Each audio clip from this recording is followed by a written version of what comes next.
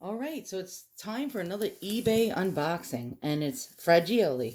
All right, so let's get it open.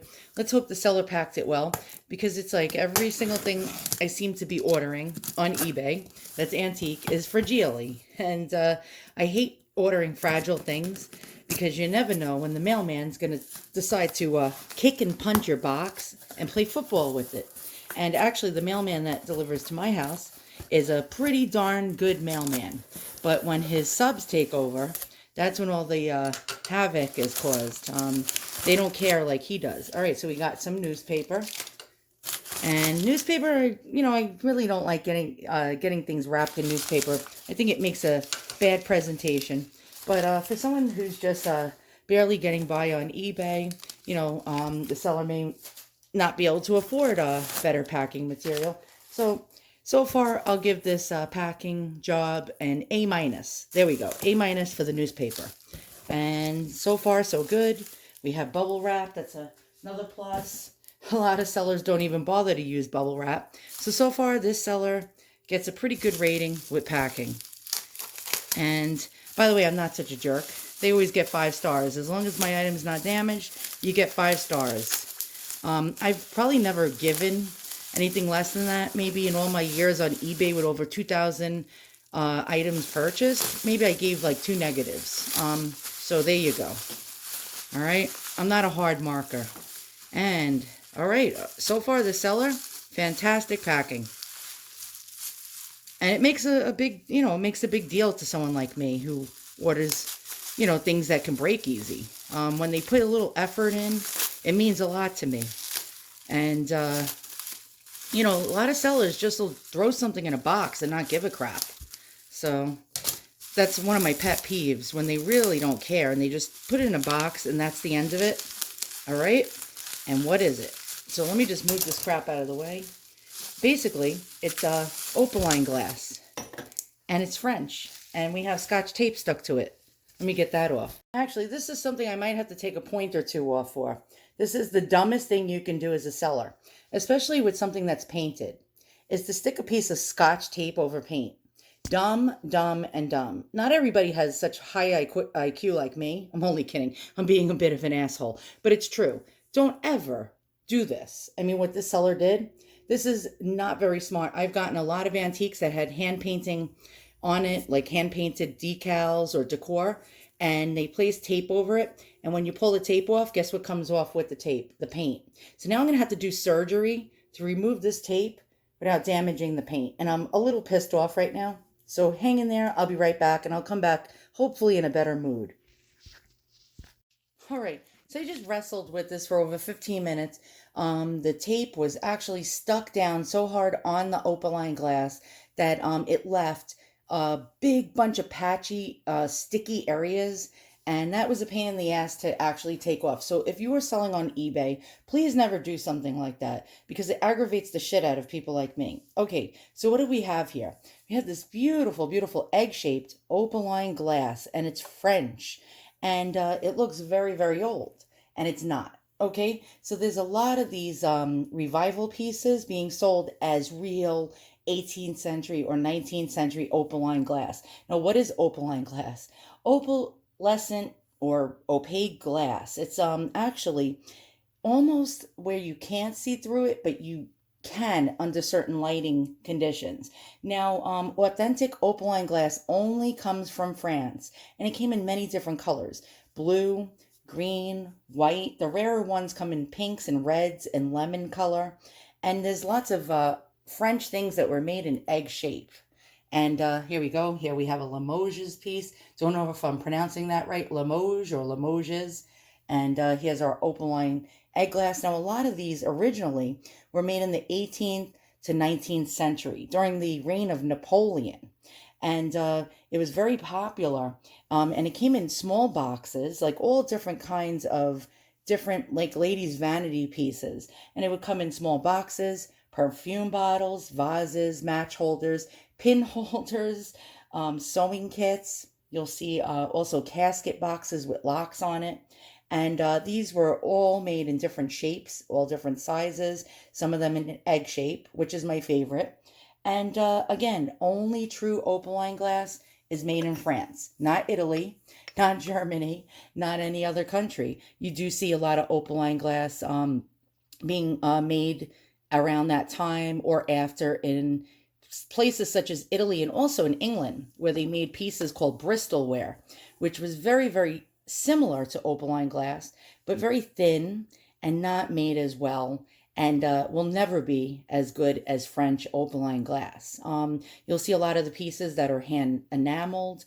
Again, the rarest pieces were in pink, red, and lemon color.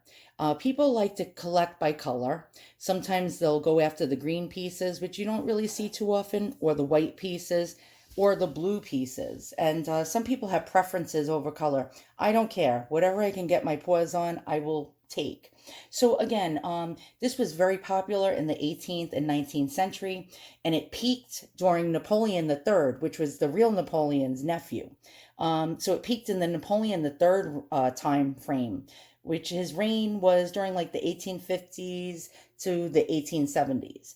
And additionally, the Bristol glass pieces that you'll see, the British versions, are not very good. And I have a few vases in my collection, but they were always very cheaply made and very mass produced. Even though they're old and beautiful, they'll never equal the French pieces.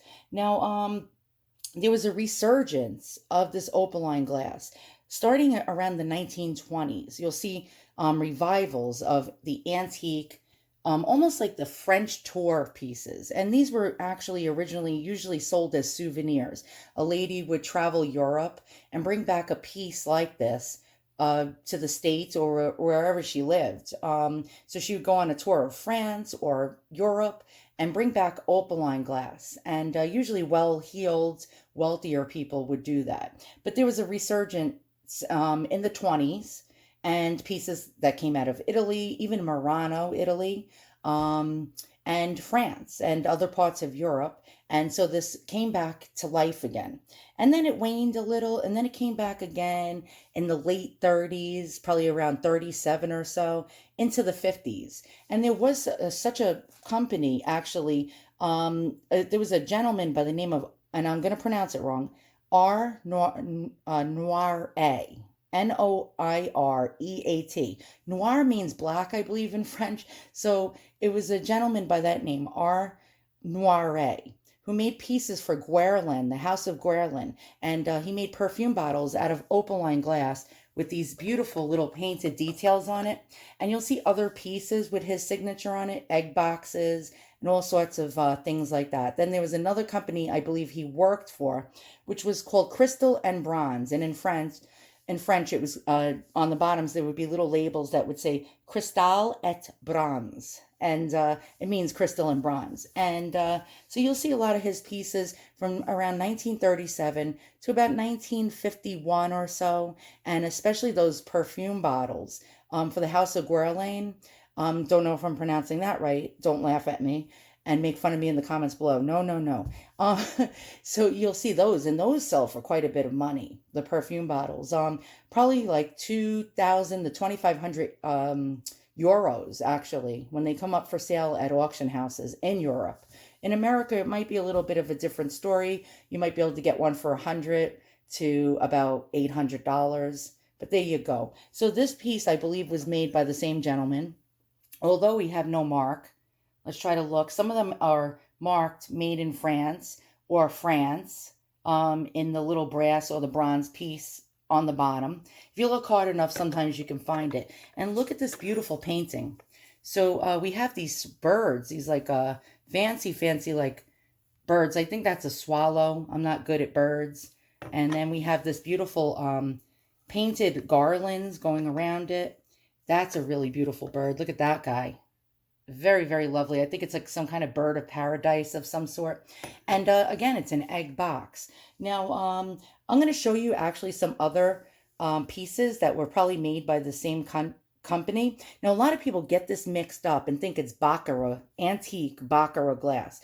Although this is antique in its right, and it's in a way, even though it was probably made around 1937 to about 1950. This is, I consider it antique, although it's vintage. But I'll show you some other pieces that were probably made by the same company really fast, And then I'll go back and I'll show you some of the other egg-shaped items that you'll find to collect as well. Hang in there 1 second. We'll go to the cutaway. All right, so here's some other glass Opaline, especially perfume bottles made by Arnoro. Don't know if I'm pronouncing it right. A lot of people think this is antique Baccarat or antique old Paris or actually Grand Tour Parisian glass bottles, and they're not. These are made from the 30s to the 50s, especially made for the House of Guerlain. Don't know if I'm pronouncing that right. Here's actually a well-known like auction house in Europe back in 2007 auctioning off perfume bottles made by the same guy, and you can see they're very, very pretty. Here's another set over here. Again, you saw another person selling one of them. And back then they had an auctioneer's estimate of 2,000 to 2,200. They're dated 1955. And again, 2,000 to 2,500 euros. Another bottle, 2,000 to 2,500 euros. As you can see, these are not cheap. Did it mean that they sold for that price? I don't know. I don't know the ending of the auction. So that is subjective. Price is always subjective. Here's a powder box made by the same company, dated 1955 for the House of Guerlain. And it was House of Guerlain, whatever perfume they were selling. And again, it was made by the Crystal and Bronze Company. Again, Arnoro. And it had a price of 400 to 420 euros. Does that mean it sold for that? We don't know. Here's another set being sold on eBay. Again, price is subjective. This was not sold. So does it mean that these are worth as much? It's the answer lays in what are you willing to pay for it, and if you have money to burn. So here's his signature. And you'll find his signature on a lot of the pieces, not all of the pieces. Here's a box. That was actually, this one is really antique. Oh no, it's not. Nope. You see, I almost got tricked. Again, signed by Arnoro, Opaline glass box. And see how this can trick you into thinking this is from the 1800s? Okay, don't know what that one sold for, but I guess we'll never know. Here's another one being sold on eBay. Does it mean that it's being sold for the price? The answer is no, because it hasn't sold. But then again, if you have the money to burn, you would probably pay $395 not thinking anything of it. And this is similar to my egg box. If you look at the bottom, you look at the little medallions. Mine doesn't have the signature. It was probably made for another company. And really fast, I'm just going to show you some real, genuine Opaline pieces. And I found this blog, and a lady showing you real, genuine Opaline glass. Here's a casket of the time, probably the 1800s, with blue Opaline glass bottles. Here's a casket box. Beautiful, beautiful, almost like a Celeste blue or Robin's egg blue. Sorry, I'm filming my computer screen. Here's like a trinket dish with ormolu, like gold ormolu, or a serving dish. Here's a beautiful vanity with perfume bottles and a mirror, and that beautiful, almost like Celeste blue or Robin's egg blue color. Now here's a piece that is not antique, and it's one of the newer Opaline type of bottles that I was telling you about. And you can see the difference in the color. It's not, it doesn't have that depth and that color and that magic of the antique pieces. Chandeliers made in Opaline glass, as you can see here. And this thing sold for $14,000. And it's a chariot, like a bunch of horses pulling a chariot with Opaline glass perfume bottles. And this was actually a souvenir piece in the 1800s. Quite interesting. An Opaline glass box, egg-shaped, by the way. That was very popular. An Opaline glass casket with perfume bottles in it. Really, really beautiful. Wish I can get my paws on one of those. Another 1800s oval-shaped glass box with ormolu. Another beautiful casket box with a lock and its original key. Here's another egg-shaped green Opaline glass box. Gorgeous. A white Opaline vanity set with a mirror, French. Here we go, a candelabra with almost like a vase. Pink Opaline, which is rare. Another rare pink Opaline egg that's broken with a little angel made out of bisque coming out of it.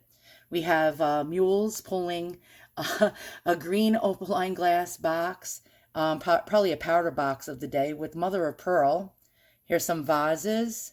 And as you can see, I mean, it's just absolutely amazing. You will probably not find this for less than 500 to $2,000. So if you wanted to buy real genuine 1800s opaline glass, you're screwed unless you have the money. Here's lemon colored, really rare, very rare.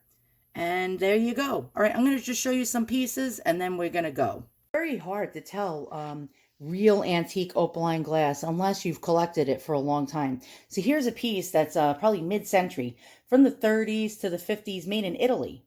And it's case glass made to look like opaline. It's Italian opaline. And these boxes, actually, even though they're not antique, sell for quite a bit of money, like $500-$600. So there's an example of a later piece. Here is an antique opaline glass, an actual real 1800s opaline glass perfume bottle. And this one has a beautiful, beautiful chain hanging from it. And a lady would have had it dangling from her waist. And look how different that glass is from, like, say, one of these type of shabby, 1930s Vaseline glass pieces. You can see it's thin, it's not beautiful. This is just, look at the color of the real opaline. Let me hold it up to the light, and you can see the beauty of that glass. Look at that. It's like real opal. And these perfume bottles, these little tiny little perfume bottles can sell for several $100s. So real opaline is never cheap. If you find it for cheap, then you should be doing the happy dance. This one has its original little stopper in it. There we go. And it has some writing in there, and I can't even see what that says, but that was probably from a dealer, and they put a notation in there. There we go. All right, so now we have our more contemporary box, probably made from 1937 to about 1955. And again, we got the beautiful bird of paradise and the paintings, and the seller almost destroyed it with Scotch tape, which pisses me off. Here's a Limoges egg porcelain box, which I never even took a liking to this. I got this for free. Someone was actually throwing it out, and I took it, probably early 20th century. And here's another glass egg-shaped box that's made in France, probably the early 20th century, probably from the 1920s to the 1950s. And we got this beautiful cut glass that looks a lot like Baccarat glass. And perhaps made by the same company. We got the made in France in there. You can see the bases are very similar. And a lot of people would think this is antique Baccarat glass from the 1800s. So it's very easy to get fooled with glass, especially if you don't really know much about it and you're selling it on the internet. And if you're a buyer, please beware. That's why I did this little presentation, just to show you the different glass types from different time frames. And it's easy to get like pulled in and think you're getting, like, somebody might sell this as an 1800s piece, not knowing.